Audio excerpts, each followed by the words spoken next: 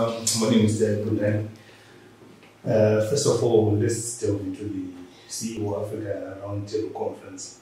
When is it going to take place, and who are the key note speakers? Thank you, Kudzi. The annual roundtable is 2 to 5 November.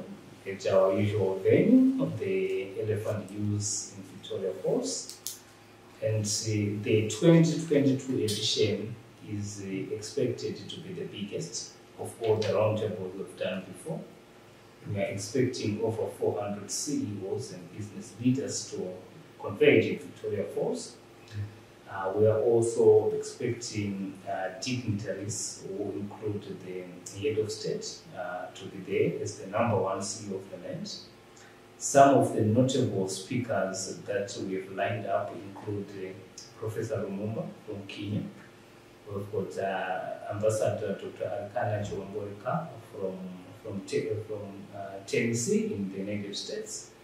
We've got Chance Kabai, who is a renowned agricultural economist and a former cabinet minister from Zambia.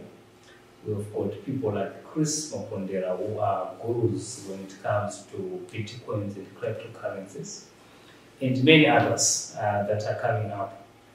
This attests to the fact that we pitch the annual roundtable at the very high level, as our delegates are primarily the CEOs who are leaders themselves.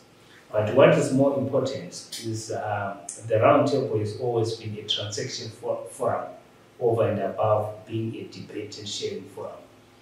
We are encouraging members to come, network, connect, and eventually transact, so that we are able to generate a real business out of the event in Victoria Falls.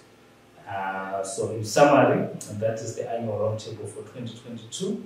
It is running the theme systematic leadership towards a better future for all. Our thinking behind that is we should continue to improve as a people. We should continue to improve as a society. We should continue to improve as a country and as a nation, and also as a continent, towards building the Africa that we want, towards building the Africa that is free from vulnerabilities and shocks of this economy. So you will discover that we will address structural things like the energy issues, the infrastructure issues. We'll talk about the supply side disruptions. How do we position Africa in the context of the geopolitics of the world so that it is insulated from shocks? You have seen the shocks caused by the Russia-Ukraine conflict. You've seen the shocks caused by the COVID-19. How do you make sure that Africa builds supply chains that cannot easily be disrupted by those global shocks? We also talk about digitalization, the fourth industrial revolution, and what is the pace and the role of Africa in that context. We also talk about leadership, and we also talk about Zimbabwe's economic recovery. Is it a reality or it's a hot bubble? We talk about the inflation pressures, global and nationally. I was reading today that by close of this year, UK inflation will be 22%. Here we're talking about over 100% inflation. What are the means and ways to deal with those inflationary shocks and pressures, and how do we ensure that we achieve stability nationally, continentally, and globally? So that's the annual roundtable, and we are looking forward to an exciting event, a transformative event, an educative event, an event that will change the way our leaders think. Okay, you bring us back to an issue where you spoke about the geopolitical crisis in Ukraine, which is brought about, especially inflation is going up and coming back home. We've seen that prices are going up. Then maybe last month we heard that month-on-month inflation slightly dropped. Putting this into context and the growth targets which the Minister has put in place, how realistic are these targets? The fact is the Zimbabwe economy is growing, but it is growing in the midst of instability. That instability is brought about by the inherent inflation expectations that are in this economy. We have got a structural misnomer in this economy which is built upon serious lack of confidence shaped by our historical experiences. Every economic agent in this country practices one thing which only happens in this country, that is indexing prices to the exchange rate. So as the exchange rate deteriorates, it has got a true effect on inflation. But the question now which we need to answer is what are the factors leading to the exchange rate deterioration? I think PEMSEC Finance, Wamatanga, put it clearly that the government contracting model and payments to government contractors has been the major drivers of the exchange rate deterioration. When government contractors get paid, they offload the Zim dollars on the power market, thereby causing pressure or squeezing the US dollar.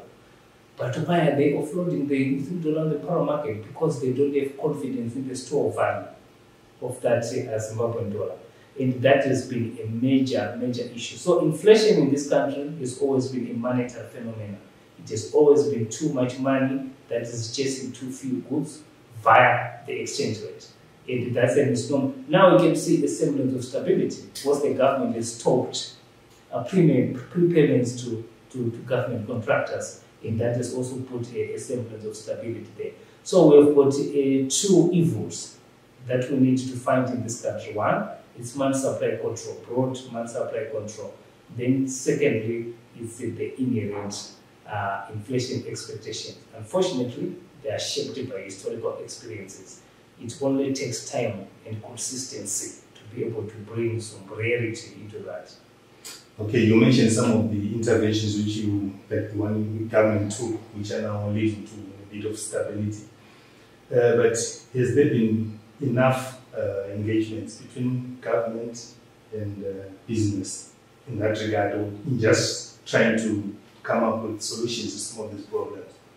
In some circles, yes, I understand that the RBs regularly means captains of industry. There was a recent Zimbabwe Economic Development Conference in Victoria Falls where the private sector was invited. Yes, more can still be done, but I think there's some semblance of consultations and discussions around these things. However, what I see is an issue around this is the concept of them and us, okay? Where the government exists in isolation to the private sector. So we do not collectively own the challenges that we have in this country. It's always a case of a blame game. And I would like to implore that as a nation we need to revisit our social contract. We need to understand that we own this country together. We owe this country's success together. And by so, we ought to come together so that we deal with our present day challenges. We need to open, clear, no holds barred, open debate towards finding lasting solutions to our challenges. And I'm glad to say that the Roundtable provides such kind of an opportunity for pluralistic debate. No holds barred, but with one aim, the aim of making sure that Zimbabwe kicks again. Okay, you mentioned that there is a bit of stability in terms of the exchange rate due to the tight monetary policy that can be taken. Do you actually believe that the convergence which they're talking about is practical, the parallel market and the one we're seeing in the auction system right now?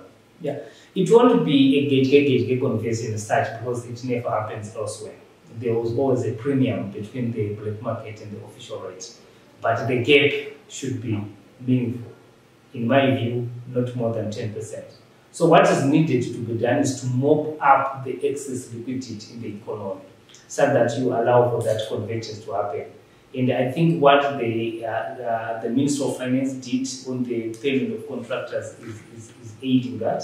And more so, the issue of the gold coins can also be a very critical instrument in mopping up the excess liquidity in the economy. However, that is not sustainable in the long run because these government contractors will eventually get paid. because they're doing work. Okay? These gold coins will eventually get traded, and that pumps in the liquidity into the market. The solution lies in making sure that the government lives within its means. Okay? Let's try to spend within our means and minimize the secondary deficit out of fiscal activities. Right now, it's very difficult to tell what exactly is Zimbabwean dollar in terms of this valuation is vis-a-vis the USD. If we look at, we have the interbank market, we have the auction system, we have the parallel market, which is anything between 650 if it's cash, with 700 if it's other TGS and all that. What's the role of the auction system here? Why do we look at that pricing? Okay. To answer your first question, what is really the value of the Zim dollar? For me, my thinking has always been, and still is, that the parallel market rate is the real exchange rate. Okay, because it's purely driven by market forces. So if you want to know what is the real price, what is the real value of the dollar, you refer to the parallel market rate. Then secondly, what is the purpose of the auction system? Auction systems work. What was not working in Zim is because the Dutch auction system was not truly an auction system. It was some kind of a rationing system with an exchange rate being a crawling peg behind the parallel market rate. It was not purely based on forces of demand and supply. That's why you get that bids of higher money would still be allocated bids far lower than the weighted auction rate. You get bids that are allotted at below the weighted auction rate, simply because it tells you a story that whoever is sitting there, they are doing some prioritization game, okay, and deciding who to give money. It's not truly. But if they allow it to be a truly auction system where the highest bidder gets the money, therefore it will give you the real exchange rate in the market.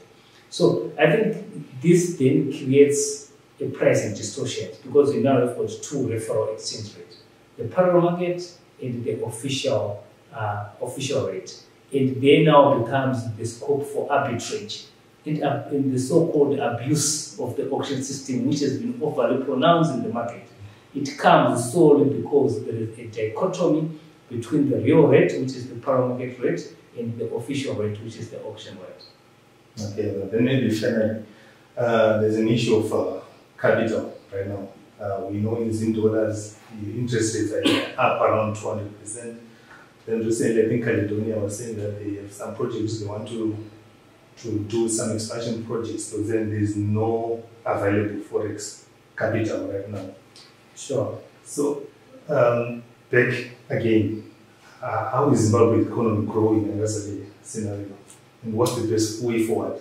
Yeah, that's why our growth is far below 3%. One of the issues is that access to credit in this country is a challenge, especially if you're talking about long-term borrowing, which allows you to do capital projects. Even if you look at the doing business index of this country, access to credit is one of the low risk scoring indicators that makes us perform poorly in that regard. So that is the challenge. But why is it a challenge? It's the challenge because Zimbabwe is not a saving country.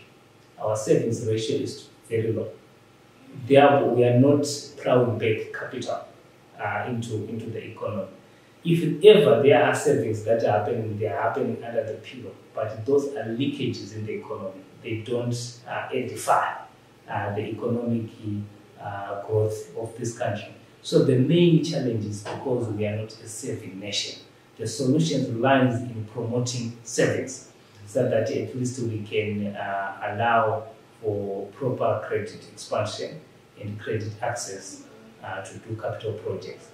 The other issue is Zimbabwe, we are not performing good when it comes to offshore borrowing because of our credit risky profiling as a nation. If ever we access those offshore facilities, they'll be very expensive because of that risky premium attached to this country. So that's actually a dire situation, that's a dire area which we need to collectively sort to improve the issue of access to credit. Any words around the conference which you think maybe made? Sure. So this leads me to invite every CEOs, every C-suite level of leaders to come to VFOS. It's an event that is second to none in this country. It's an event where you meet the who and who's of this economy. It's an event where you get to sharpen each other. Iron sharpens iron. And you are all invited. Contact the CEO Africa Roundtable team to register. And we look forward to seeing you all in Victoria Falls. For these and other stories, visit our website www.263chat.com. Follow us on Twitter @263chat and like our Facebook page 263chat.